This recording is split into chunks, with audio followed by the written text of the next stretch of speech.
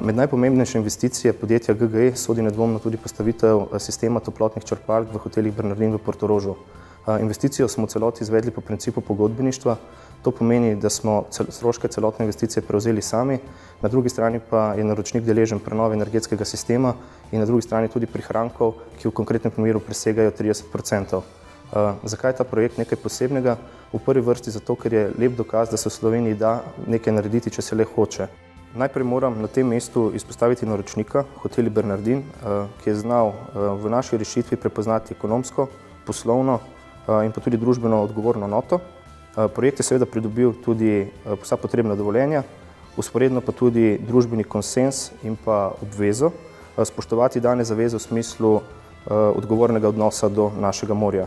Z tehničnega vidika gre v našem primeru tudi za izredni tehnični dosežek. Dotrajani energetski sistem, ki je za energent koristil ekstra lahko kurilno olje, smo v celoti nadomestili z nizkotemperaturnim obnovljivim virom.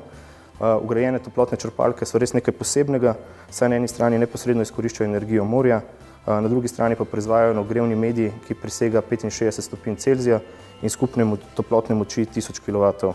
Ker imamo kot mlada ekipa v mislih vedno tudi odnos do okolja, naj s ponosom povem, da smo samo v mesecu marcu zmanjšali emisije CO2 za 35 ton.